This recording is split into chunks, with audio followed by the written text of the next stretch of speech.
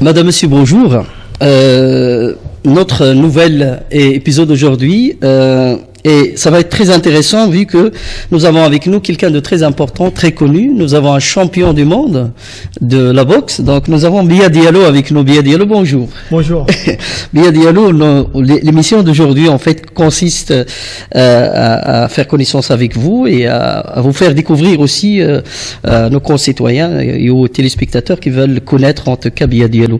Qui est Biya Diallo pour commencer? Qui est exactement? Biya Diallo. Alors en fait mon vrai prénom c'est Lansana. Lansana, oui, voilà, j'ai trouvé ça, j'ai noté. Voilà, oui. mon nom de scène effectivement c'est Biya. Oui. En fait je suis originaire de la Guinée, donc oui. La Guinée qui est l'Afrique de l'Ouest, oui. Près du Sénégal. Oui. Papa guinéen, maman d'origine sénégalaise. Oui.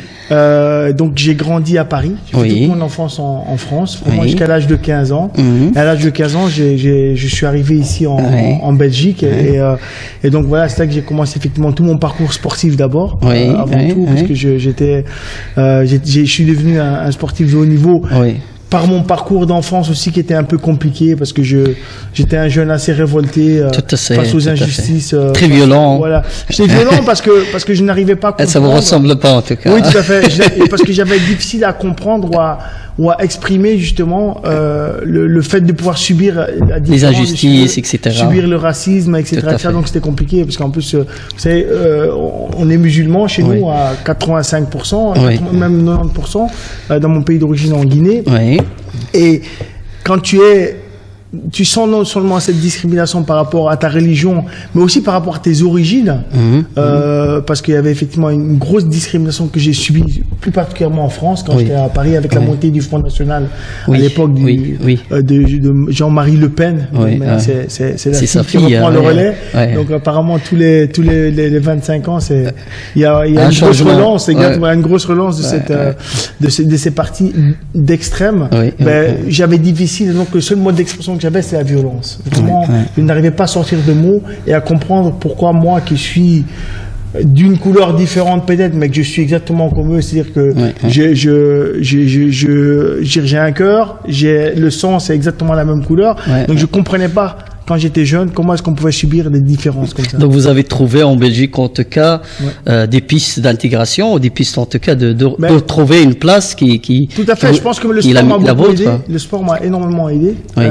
Et c'est vrai que la boxe en particulier m'a permis en fait de canaliser cette violence à moi et d'en faire une force et de dire tiens, plutôt que l'exprimer effectivement à l'extérieur, tu peux l'exprimer d'une manière encadrée avec des règles, et à partir de là effectivement, ces règles m'ont permis de transposer ces valeurs dans la vie de tous les jours, en me comportant d'une manière différente et en me disant aussi, c'est vrai que ces gens disent que je suis un noir et que j'y arriverai pas, parce que je suis différent, mais je vais leur montrer que le mur qui est devant moi, j'ai envie de le traverser. Vous avez persévéré pour vraiment montrer le contraire, que vous êtes quelqu'un de bien, etc. Et vous avez commencé la boxe ici en Belgique ou en France? En Belgique. En Belgique. C'était en quelle année vous avez commencé? Dans la rue. Oui, dans la rue. J'ai commencé la boxe en 87. 85. Et vous avez quel âge à l'époque? J'avais 16 ans et demi. 16 ans et demi. Vous étiez jeune, oui. Et donc vous avez commencé dans quel quartier ici à Bruxelles? Alors j'ai toujours été en fait entre Ixelles et Etterbeek. J'habitais entre Ixelles et Etterbeek, donc j'ai commencé la boxe dans un club qui s'appelle l'Esquive Ixelloise, un club historique, vraiment un des premiers clubs à Bruxelles ici, qui est assez ancien.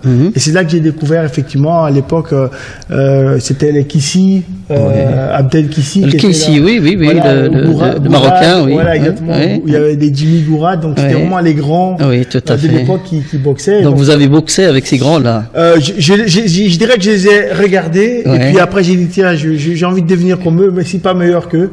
Mais vous avez vite réussi en tout cas dans la boxe. Oui, j'ai eu la chance parce que je dirais que en fait j'avais vraiment une obsession moi, c'était de me dire tous ceux qui croient pas en moi, donc c'est-à-dire ceux qui avaient une couleur différente, en fait c'est vraiment mon combat. C'est dire je vais leur prouver que je peux y arriver. C'est pas un complexe en tout cas. Non, pas du tout, c'était pas un complexe, c'était de dire que parce qu'on a aussi, malheureusement, souvent, ce que je reproche souvent aux Africains et à nous parfois, c'est de dire, mais pourquoi est-ce qu'on pense qu'on a moins de valeur que les autres? Quelle est cette raison? Mais par contre, il y a une réalité, effectivement, ce qu'on doit peut-être faire 10 fois plus que quelqu'un d'autre qui a un autre beaucoup plus d'efforts, oui. Exactement, mais je pense qu'à travers cet effort-là, à un moment donné, tu peux être récompensé. Et ça a toujours été mon leitmotiv et mon combat. Oui. Et donc vous avez en tout cas persévéré dans la boxe, et puis alors vous avez fait vraiment, je pense, le championnat du monde. Oui, tout à fait, oui, tout à fait. En 2008, je pense. Pardon? En 2008, c'est ça? Non, mon championnat, en 98. En 98, 98. Voilà, en 98, voilà. En 98. Et donc depuis, vous avez aussi, disons, fait pas mal d'activités dans ce genre-là, à savoir aussi accompagner beaucoup de jeunes dans les quartiers de Bruxelles. Tout à fait. Et d'ailleurs, nous allons arrêter 2 minutes pour montrer en tout cas une vidéo, la vôtre, qu'on a trouvée sur YouTube, bien sûr, où vous donnez vraiment des cours et vous parlez aux jeunes, vous essayez de les encadrer, vous essayez de les orienter, etc. Donc on va prendre 2 minutes pour ça. Ça va.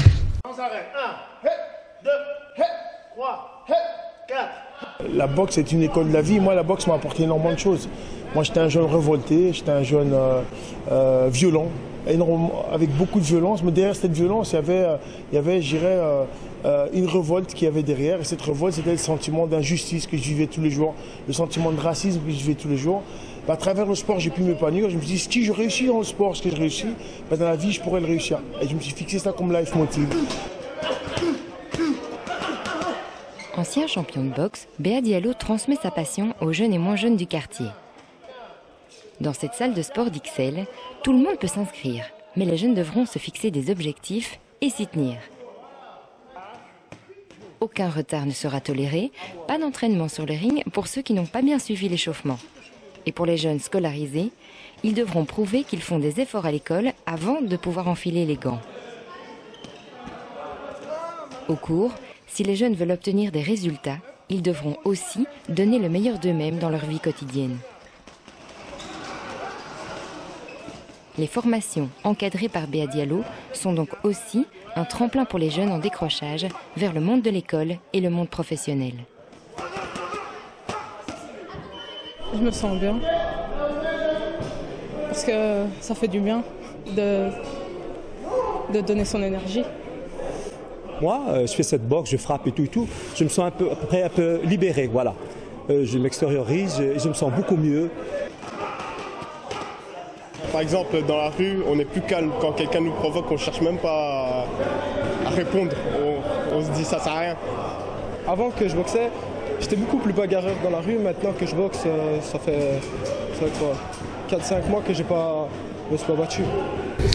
Donc voilà, donc nous avons visualisé le travail que vous avez fait, en tout cas que vous faites sur le terrain et encore aujourd'hui avec ces jeunes.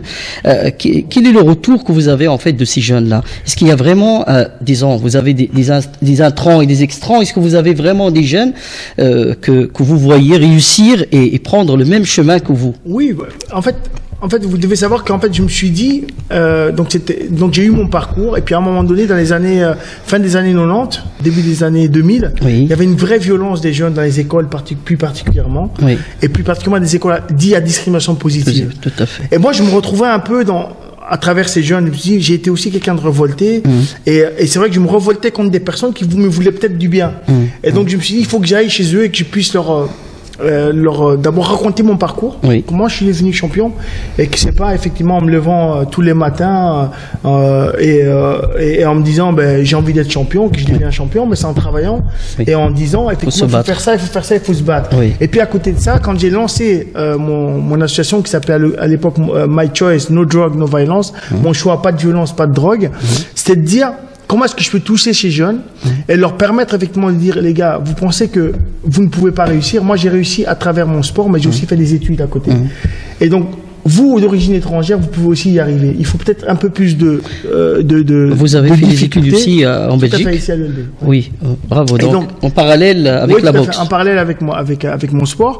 Et donc, je me suis dit, il faut que j'aille vers ça. Et donc, j'ai lancé une structure qui était une association qui non seulement menait cette politique-là, mais à côté de ça aussi, à travers la chance que j'ai eue évidemment de gagner un peu d'argent avec mon sport, nous avons créé une fondation dans mon pays d'origine en Afrique, mais aussi en Belgique à travers cette association. C'est de dire chaque année on va identifier une quinzaine, une vingtaine de jeunes d'origine étrangère habitant dans des quartiers un peu difficiles. On va leur payer une bourse une bourse à travers cette structure qui va leur permettre d'aller à l'université. Et on a soutenu des centaines de jeunes sur le parcours qu'on a eu et des jeunes qui ont vraiment réussi. L'association existe encore? Alors, ma structure, je l'ai arrêtée en 2013. C'est dommage, hein? Oui, mais en fait, le souci que j'avais, en fait, c'était de dire que j'avais une notoriété. Et donc, c'est à travers ma notoriété en tant que sportif et principalement ce que je gagnais en tant que boxeur ou l'image que j'incarnais, où j'investissais, je dirais, 90% ou 90% de ce que je gagnais en tant que boxeur dans cette structure-là, c'est-à-dire dans l'association et dans ma fondation, en Afrique. Évidemment, tant que j'avais une image de sportif, ça marchait. Mais à partir du moment où j'ai eu une image de politique, et en plus de ça, le souci, parce que c'est pour ça que j'ai jamais voulu faire de la politique, je me suis dit, si je deviens un politicien, je dois choisir. Donc, je dois m'identifier à un parti. Et donc, quand tu t'identifies à un parti, ben, d'office, tu te mets d'autres personnes, alors que tu pouvais faire l'unanimité autour des gens. Mais tu peux faire par ton expérience le coaching nécessaire, l'accompagnement nécessaire, parce que votre expérience n'est pas banale, c'est une très grande expérience et qui a servi. Et votre attachement, en tout cas, à votre pays d'origine, votre pays, vous dites que votre association travaille aussi dans ce cadre-là. Est-ce que vous continuez toujours à avoir des liens, en tout cas, à votre pays d'origine? Oui, j'ai un lien très très fort parce que, vous savez, le combat aujourd'hui, c'est de se dire, surtout moi, en plus, comme je suis en politique en Europe et en Occident, on se dit, mais toute cette politique qui est menée en Occident aujourd'hui, comment est-ce que des pays comme le mien d'origine, ou comme le Congo ou d'autres, ont tout, matières premières, ils ont une richesse incroyable, tu jettes une banane, tu as 10 000 tonnes qui poussent, et que ces pays sont considérés comme étant les pays les plus pauvres du monde, et qu'on a un pays comme le nôtre en Belgique, qui n'a pas de matières premières, il pleut tout le temps, et qui fonctionne. Et ce pays est parmi les pays les plus riches. Et à côté de ça, tu te dis, mais on mène toute une politique en se disant, l'immigration, il faut lutter contre, il faut qu'on arrête d'accueillir ces gens, il faut qu'on les bloque, etc. Mais qu'à côté de ça, toutes les politiques qui sont menées dans les pays d'origine sont des politiques à faire en sorte que les gens quittent leur pays pour venir ici. Et donc, mon implication en fait dans le pays d'origine, c'est de voir de quelle manière effectivement on peut avoir une alternative à cette politique qui est menée au niveau international. Par exemple, former par exemple les gens de l'autre côté. Exactement. Donc c'est surtout développer l'économie locale. Parce qu'aujourd'hui les gens ils désertent quoi? Ils désertent les villages. Les villages, on a pratiquement plus de jeunes dans nos villages. Et en Afrique, vous savez, j'ai été récemment en mission parlementaire au Sénégal. Et j'arrive dans un marché, on me dit, ah tiens, voilà, ces oignons, ils viennent des Pays-Bas. Ces oignons viennent des Pays-Bas. Je dis, ah, tu savais pas, 50% des oignons du Sénégal sont importés des Pays-Bas. J'ai dit, attends, c'est pour rigoler, là. Non, 50% des oignons sont importés. Dans mon pays d'origine, c'est la même chose. Donc, tu te dis, mais comment est-ce possible que dans des pays dans lesquels tu peux jeter un oignon et tu as 10 000 tonnes qui poussent, qu'on arrive encore à avoir effectivement des oignons qui viennent de l'Europe, des surplus, qui sont moins chers que les oignons cultivés chez nous, dans les pays d'origine où on est. Le poulet, c'est la même chose. Le poulet importé coûte moins cher qu'un poulet local élevé. Donc tu te dis, mais où est le gap là? Quelle politique on peut mettre en place pour encourager les jeunes justement à développer ça, à rester dans les villages, à avoir un emploi? Parce que si aujourd'hui un Africain vient immigrer ici, c'est parce que chez lui, il n'a pas cette possibilité d'avoir un emploi, il n'a pas cette possibilité de nourrir sa famille. Il se dit, je viens ici, je vais travailler et je vais ramener 80 à 70 à 80% de ce que je gagne pour soutenir effectivement les gens de chez moi, parce qu'on m'a soutenu pour qu'ils viennent ici. Et ils travaillent que dans cette but-là. Et donc tu dis, comment est-ce qu'on peut mettre une politique en place pour encourager et accompagner ça? Et c'est vraiment dans ce sens-là qu'on essaie de travailler. Et évidemment, ça passe par l'éducation. Évidemment, ça passe par le travail de se dire à un moment donné aux gens, attention, la politique, c'est pas voter pour quelqu'un qui est de ton ethnie ou de ton village, mais c'est de soutenir quelqu'un effectivement qui peut avoir une vision, qui peut changer le pays. Et malheureusement, on est dans encore ce sentiment effectivement où l'éducation est la chose la plus importante, mais malheureusement l'éducation chez nous n'est pas accessible à tout le monde. L'éducation chez nous aujourd'hui, où le rêve de devenir quelqu'un, c'est de devenir un grand footballeur, c'est de devenir, c'est ça la réussite en fait, malheureusement chez nous. Exactement. Télé-réalité, des choses comme ça. Exactement. Et donc à côté de ça, on court derrière le fait de se dire, je dois devenir Didier Drogba, ou je dois devenir un grand footballeur ou un grand boxeur parfois, parce que là je dis, mais attention, moi je suis un boxeur, mais à côté de cette boxe là, j'ai mis tout ce qu'il fallait en place pour pouvoir avoir des études qui me permettaient effectivement de pouvoir me reconvertir et de faire quelque chose par la suite. Oui, on va encore en parler, en tout cas, et surtout du travail que vous faites sur le terrain. Mais ici, j'ai une question en fait. Oui. Est-ce que c'est pour ça que vous faites de la politique, en fait, justement pour ces problèmes que vous avez cités maintenant, de soutenir l'immigration de l'autre côté, pour la formation, l'accompagnement, pour qu'ils deviennent autonomes, etc. Pour, par exemple, donner aux jeunes beaucoup plus de courage, de persévérance, de leur apprendre vraiment à devenir des citoyens actifs. Est-ce que c'est pour ça que vous faites de la politique? Je pense que oui, parce que en fait, quand on retrouve des vidéos chez moi où quand j'étais boxeur, je disais, moi, faire de la politique, j'en ferai jamais. Parce que je pense que je suis trop honnête et trop sincère pour faire de la politique. Finalement, je me suis retrouvé en politique. Et donc, est-ce que vous vous a pas poussé Non, en fait, je suis vraiment arrivé par hasard. Non, c'est pas vraiment un choix personnel. Je croyais pas que j'allais être élu, en fait.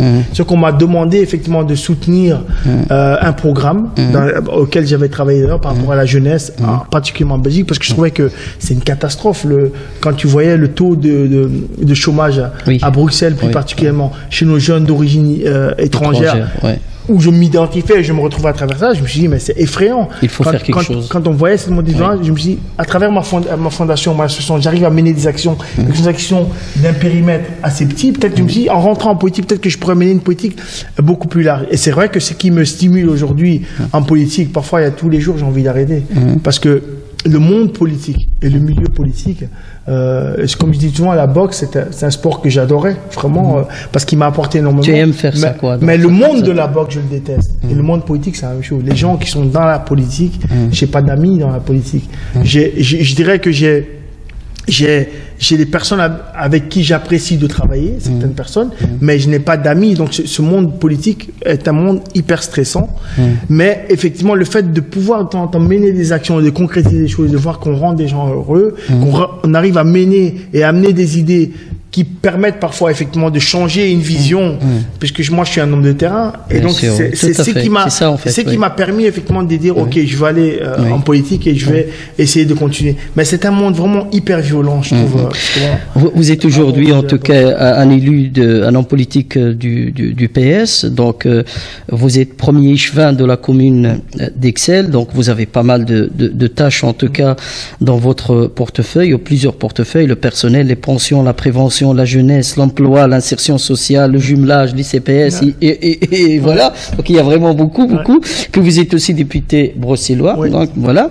Donc est-ce que vous arrivez à combiner en tout cas tout ça, ce travail-là qui est énorme? Mais je crois que mon sport m'a beaucoup aidé, parce que c'est vrai que la vie de famille est difficile, parce que évidemment quand tu fais les choses et que tu le fais avec sincérité et avec un objectif bien défini, évidemment, ça te prend beaucoup de temps, ça te prend beaucoup d'énergie. Et c'est pour ça que parfois je me pose des questions. Je dis, mais est-ce que tout ce que je fais aujourd'hui en politique, quel retour j'en attends? J'attends aucun retour. Ce que je me dis simplement, c'est quand je mène une politique aujourd'hui et que j'arrive à voir effectivement dans certains quartiers, parce que vous savez que Ixelles est une commune qui est assez libérale. Tout à fait. Et donc c'est très difficile de mener une politique sociale. Et donc avec les partenaires avec lesquels on est aujourd'hui, qui sont les libéraux, nous on est les socialistes, on est une majorité et on est minoritaire. Mais grâce effectivement à cette réalité que nous arrivons à amener, on arrive à mener une politique qui touche vraiment les gens qui en ont vraiment besoin. Et ça, ça a toujours été la chose qui m'a motivé. Vous savez, ce qui m'a le plus motivé, c'est que moi, j'ai eu la chance d'avoir un papa, effectivement, qui était le deuxième fils de la famille. À l'époque, quand les Blancs venaient dans les villages, ils prenaient le premier fils pour qu'il puisse étudier. Et mon grand-père a dit non, mon premier fils, il n'a pas besoin d'être éduqué, mais par contre, mon deuxième a besoin d'être éduqué parce que c'était un enfant très turbulent et c'était mon père.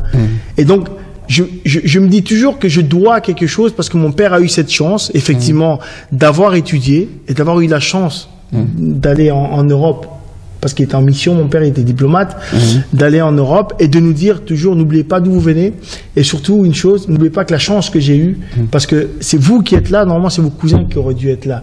Et donc voilà, tout ça m'a toujours dit, je me dis, je dois quelque chose. Et donc cette chose-là, de quelle manière est-ce que je peux la rendre? Et voilà, c'est ce qui me motive le plus.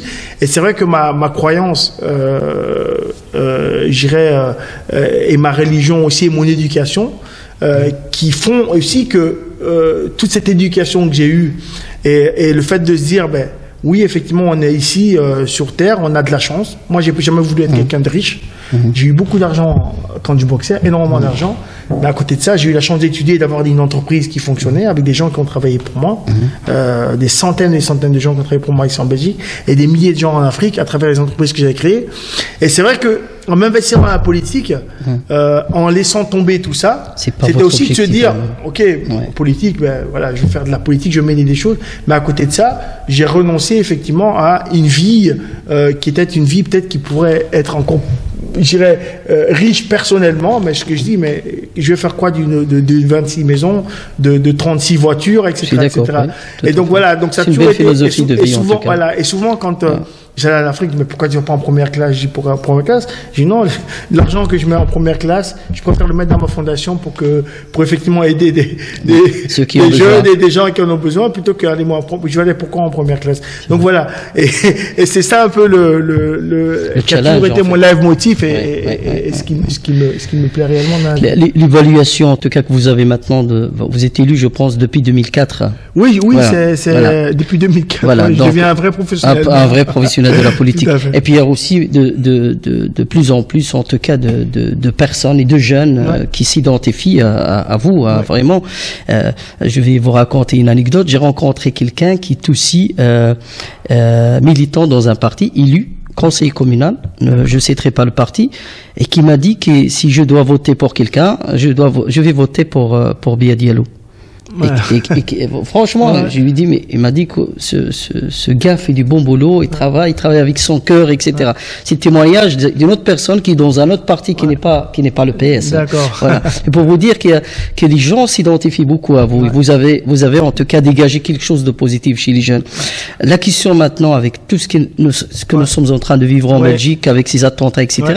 Est-ce que vous avez un programme spécifique en tout cas pour justement sauver beaucoup de jeunes qui sont dans l'islamisme, radicalisme, etc.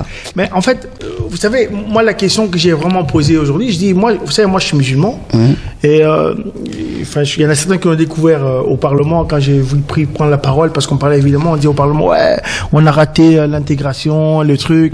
Écoutez, moi, je suis noir, je suis musulman, j'ai aussi été jeune, et j'ai eu aussi une période de révolte. Et cette période de révolte, à l'époque où je l'ai eue, si effectivement la politique qu'il y a aujourd'hui, c'est-à-dire avec tout ce qui se passe actuellement, j'aurais pu peut-être être un de ces jeunes qui serait peut-être fait embrigader dans une structure comme celle-là. La vraie question qu'on doit se poser aujourd'hui, c'est pas de dire on est en guerre contre un tel, c'est de dire aujourd'hui comment ça se fait que notre société aujourd'hui, dans laquelle on a grandi, dans laquelle on est né, des enfants qui sont nés ici, qui ont grandi ici, à 14, 15, 16 ans, ne s'identifient plus du tout à cette société et décident effectivement de se retourner contre elle et de se suicider. C'est ça qui est le plus effrayant, parce que moi je travaille énormément en Palestine et avec la Palestine à travers mes compétences, et je me dis, mais quand tu as un enfant qui est palestinien, qui à un moment donné décide de se faire exploser, et je veux dire, on peut se dire, oui, effectivement, la situation, on peut le comprendre, mais quand tu as un enfant qui est né ici, qui a grandi ici, qui décide de faire ça, effectivement, on se dit, en tant que politique, il y a quelque chose qui n'est pas normal. Et dans la situation, on dit, on a raté quelque chose. Et donc, effectivement, moi, par rapport à la situation et par rapport à tout ce qu'on polémique aujourd'hui, le burkini, le foulard, mais ce sont des faux débats. Pour moi, ce sont des faux débats, parce que le problème, il n'est pas là. Aujourd'hui, c'est de se dire, aujourd'hui, ces gamins qui sont nés ici, qui ont grandi ici, toute cette génération d'immigration, et tous les politiques aussi, parce que moi c'est ça aussi que je reproche énormément aux politiques. D'ailleurs, je suis sorti une fois en me disant, j'étais dans une des mosquées où je faisais mes prières, et j'ai vu que des politiques arrivaient, et je m'étais révolté il y a 3 ans, j'ai fait un article là-dessus en disant, mais je trouve scandaleux qu'on reçoive des hommes politiques dans les mosquées qui viennent tenir des discours pour faire les campagnes électorales. Exactement, les campagnes électorales. Et je trouve ça scandaleux. Je trouve qu'on doit vraiment... C'est pas un lieu. Et on peut rencontrer des hommes de culte, discuter avec eux, mais c'est dans des lieux neutres. Mais on peut pas venir tenir 2 discours. Ou à l'intérieur, on tient un discours, ou à l'extérieur, on tient un autre discours. Et c'est ça qui me scandalise, moi. Et donc, moi, je trouve que la situation qu'on vit aujourd'hui en Belgique, et en Europe en particulier, en généralité, c'est grave.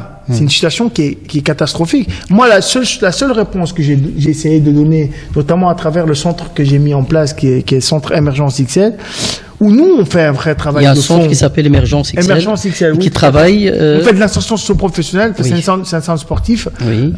C'est une salle de sport, en fait, oui. où on utilise la boxe vraiment comme outil pour réinsérer les jeunes, notamment à travers le monde de l'emploi. Okay. Mais à côté de ça, on a mis des règles dans cette salle. Donc, c'est-à-dire que les jeunes qui viennent dans notre salle de sport, qui veulent faire de la boxe, qui veulent faire quoi que ce soit, ils s'engagent à quelque chose. Donc, c'est-à-dire qu'on vient ici. Il y a un contrat verbal. Exactement. Oui. Il y a toutes les valeurs qu'on leur apporte et qu'on leur apprend. Mais c'est aussi une façon de lutter contre le radicalisme. Parce que vous avez des jeunes qui ont ce profil-là qui sont révoltés par rapport à la société. Règles, Exactement. Ils sont révoltés par rapport à la société. Et à travers le travail qui est mené par les coachs et par l'identification qu'ils ont, parce que vous savez, c'est des gens, ils ont le rapport de force. Vous savez, quand vous êtes fort, c'est pas un respect, mais ils ont une espèce d'admiration. Tout à fait. Mais la force, c'est pas la force physique, ce que je leur dis. J'ai la force, c'est le travail. J'ai les gars, moi je suis pas plus fort que vous. Physiquement, je suis pas plus fort que vous. Mais c'est à travers le travail que j'ai mené qui m'a permis aujourd'hui d'avoir cette expérience et d'avoir cette force. Et donc si vous voulez y arriver, c'est simple. C'est pas en sautant 2 fois et puis dès que je tourne le dos et que vous trichez et que vous arrêtez que vous allez y arriver. Donc on inculque vraiment des valeurs qui permettent effectivement de casser tout ça. On vous écoute. Ah, énormément. Énormément. Et alors au sein du Parti socialiste, est-ce qu'on vous écoute aussi, qu'on vous dit qu'on vous donne ces propositions, que vous essayez en tout cas d'aider les jeunes, etc. Est-ce que vous êtes écouté? Vous savez le souci de la politique, c'est quand vous arrivez comme ça au début. On vous écoute, évidemment. Mais quand vous êtes devenu un homme politique comme tout le monde, on vous écoute sans vous écouter. Si vous voyez ce que je veux dire, si vous voyez ce que je veux dire, c'est que chacun, en fait, a peur que ce que tu apportes, ce que tu donnes comme idée, soit effectivement une réalité, mais si on te met en avant, c'est toi qui es mis en avant. Donc, vous savez que ce qui est le plus effrayant, c'est que quand on est élu aujourd'hui, le lendemain, on commence à faire campagne pour être réélu après. Et donc, c'est ça qui est effrayant, je dirais, du lieu où on est élu. Oui. Madame, monsieur, on va faire une petite pause et puis on revient pour ce débat très riche et très intéressant avec Biya Diallo. Club Chicha d'un nouveau genre sur Bruxelles. Bilbao Club vous accueille tous les jours de la semaine à partir de 11h du matin pour passer un petit moment de détente dans une ambiance lounge et cosy. Et pour apprécier une bonne chicha dans un cadre exceptionnel. Live music, micro libre, food direct et environnement spécial pour la réussite de votre soirée. Anniversaire, karaoké, soirée dansante, soirée de société et plusieurs autres. Tous les soirs, notre DJ vous fera voyager avec des sons venus d'ailleurs pour le plus grand plaisir de vos oreilles. Rendez-vous sur notre site web www.chichabilbao.be, boulevard Maurice Lemonnier 138, 1000 Bruxelles. Ouvert 7 jours sur 7, Club Bilbao est le lieu dédié à l'amusement à Bruxelles. Donc, madame, monsieur, on reprend notre débat avec notre invité, monsieur Biya Diallo. Et donc, nous parlions justement en fait de la politique et vous disiez que on a peur en fait quand on fait des progrès, quand on propose des projets, etc. Dans le monde politique, on a peur en tout cas quelque part de se positionner, de prendre, etc. C'est ce que vous disiez tout à l'heure. Non, je disais en fait quand on est dans un parti politique, on a plus d'adversaires dans notre parti en interne que dans les autres partis politiques. Même si vous apportez des choses... Mais vous savez, vous savez, quand vous apportez des valeurs ajoutées, on vous écoute, évidemment, mais le souci, toujours, c'est le positionnement du parti qui prime le plus. Donc, c'est de dire, OK, c'est vrai que c'est intéressant ce que la personne... Alors, moi, je ne mets pas ça dans la politique. Moi, je mène des politiques qui sont des politiques, je dirais, qui sont... un, local, deux, qui peuvent avoir un impact effectivement sur l'autre. Et donc à côté de ça aujourd'hui, c'est vrai que j'ai mené beaucoup de politiques qui à un moment donné ont été soutenues même par la région, notamment la politique d'accompagnement qu'on met en place, mais c'est pas pour les jeunes XLois, c'est pour les jeunes bruxellois. C'était pour lutter contre justement cette précarité des jeunes qui n'ont pas accès à l'emploi, qui n'ont pas de diplôme, qui n'ont pas cette possibilité de se dire et qui n'ont exactement et qui n'ont plus de solution, en fait, qui se disent on est marginalisé par rapport à cette société et qui disent on est perdu, et c'est ces jeunes là qu'on rattrape justement et qui se radicalisent. Et nous on a mené toute une politique et un travail pour dire non, ces jeunes là vous pouvez avoir une seconde chance, parce qu'aujourd'hui qu'en Belgique quand vous avez un certificat de bonne mœurs qui n'est pas vierge. Tu as eu le malheur de faire des conneries quand tu étais plus jeune. Tu es fini. Hein. Oui. Oui, c'est où tu es fini. Hein. Partout où tu vas, on demande un certificat de bonne mœurs, hein, et tu es fini. Et donc, c'est à travers ça que moi je dis non, il faut pouvoir donner une seconde chance aux gens aujourd'hui pour pouvoir les accompagner et les aider. Vous le faites dans le cadre de votre structure d'insertion sociale? Ah ouais, tout à fait. C'est là-dedans qu'on travaille, effectivement. On accompagne plein de jeunes qui ont trouvé du boulot. Et cette politique, elle a commencé il y a 6-7 ans. Il y a certains qui ont acheté une maison aujourd'hui. Et donc, c'est extraordinaire parce que c'est des jeunes qui n'y croyaient pas du tout. Et aujourd'hui, qui viennent, quand ils ont fait la formation, qui viennent aujourd'hui témoigner pour certains d'autres jeunes qui sont en train de faire le même parcours. Et alors voilà, moi aussi j'étais comme ça, mais il y a 7-8 ans, j'ai fait ça. Aujourd'hui, ben, j'ai un travail, j'ai un appartement. Voilà. Et ça, c'est quelque chose qui tu te dis, voilà, il y a un vrai retour. Et ces jeunes qui avaient un profil où on les condamnait par rapport à la société dans laquelle on vit aujourd'hui. C'est ça, en fait. Et votre bonne intention, en tout cas, que je vous dégagez, en tout cas, je la sens aussi ici. Est-ce que ça pourrait pas se retourner contre vous dans le monde de la politique? Quelqu'un qui est droit, qui fait les choses d'une manière réglo, qui aide les jeunes, qui s'investit vraiment avec beaucoup de cœur, etc. À un moment donné, il y a bien un jeu à jouer quelque part si vous ne le jouez pas. Oui, vous avez raison, mais en fait, en même temps, je pense que j'ai une chance, contrairement à d'autres qui sont en politique, parce que moi, je suis arrivé parce qu'on est venu me chercher. Et je suis arrivé parce que j'ai été élu tout seul, j'étais 69e, les gens m'ont plébiscité, m'ont demandé, et je suis réélu pour une 3e fois en n'ayant jamais eu une place qui me permettait d'être élu. D'autres personnes ont ma place, ils ne sont pas élus. Et donc, j'ai été élu à chaque fois. Donc, c'est les gens qui ont dit, Béa Diallo, on le veut. Et donc, j'ai aussi une chance, c'est que demain, si j'ai envie d'arrêter la politique, j'arrête parce que je ne fais pas de la politique pour vivre. Et donc, j'ai aussi cette autonomie et cette indépendance qui me permet effectivement de m'exprimer et de pouvoir travailler. Et donc, souvent, ce qu'on me dit, oh, on ne donne pas le bon place parce que toi, de toute façon, tu es quand même élu. Je dis, ah ouais, d'accord, ok. J'y mets donc, et les gens qui font beaucoup de voix, eux, ils peuvent pas être élus s'ils sont à une place moins importante. Je dis, vous savez, quand vous mettez des gens à une place, c'est symbolique par rapport au travail que tu as mené, par rapport à l'investissement que tu as eu. Parce que moi, j'aurais pu arriver en politique quand j'ai été élu, me dire, ouais, ok, écoute, moi, je continue ma carrière. J'ai arrêté ma carrière de boxeur quand j'ai été élu parce que je me suis dit, attention, j'ai une responsabilité. Cette responsabilité d'être un des premiers Africains, effectivement, d'origine subsaharienne à être élu, premier d'ailleurs. Et à côté de ça, c'est de dire aussi, j'ai effectivement toujours voulu montrer l'exemplarité par rapport aux autres, donc je ne peux pas échouer. Je dois montrer aux gens que si je suis en politique, je dois réussir. Mais ce qui est difficile aussi en politique, c'est que souvent, vous savez, les journalistes, ils font des trucs, et ils disent, ah tiens, voilà, ah tiens, il a fait que 5 interpellations. Moi, ce que je leur dis, vous savez, j'ai fait 5 interpellations, mais regardez les 5 interpellations que j'ai faites. Quel était le fond de ces interpellations? Je peux vous en faire 5000 si vous voulez. La qualité qui est plus importante. Exactement, évidemment. Vous pouvez faire des interpellations. Ah tiens, le feu rouge de ma rue. Exactement, qui est beaucoup plus important que... Tout à fait. Est-ce que vous n'avez pas d'ambition, par exemple, à devenir bourgmestre à Ixelles? Mais écoutez, non. Enfin, en fait, ce qui est extraordinaire, moi, dans mon parcours, c'est que j'ai jamais eu une ambition. Que ce soit d'avoir la chance d'être champion du monde. Moi, je dis souvent, j'ai eu cette chance d'avoir la bénédiction de mes parents, d'avoir d'implorer Allah tous les jours. Vous êtes croyant, donc c'est comme ça. Je suis vraiment croyant et je pense, voilà, et je dis que le destin, c'est ça. Moi, ce que j'espère vraiment un jour, en tout cas, c'est que en Belgique, que toute la politique qui est menée aujourd'hui, qu'il y ait d'autres jeunes qui puissent prendre le relais aujourd'hui, des jeunes d'origine immigrée, mais qu'ils n'arrivent pas par opportunisme ou qu'ils n'arrivent pas en se disant la politique on gagne bien sa vie, je vais venir faire de la politique, parce que malheureusement c'est là qu'on vient avec des convictions et des vrais combats. Mais aujourd'hui on est divisés, même nous on est divisés dans notre manière de mener des politiques, parce que ce que je dis, on peut être de partis différents. On peut être de partis différents. On peut avoir des valeurs par rapport à la société qui sont différentes. Mais à un moment donné, l'intérêt de la population, l'intérêt commun qu'on peut avoir, c'est de se dire le combat qu'on mène ensemble, il est exactement le même.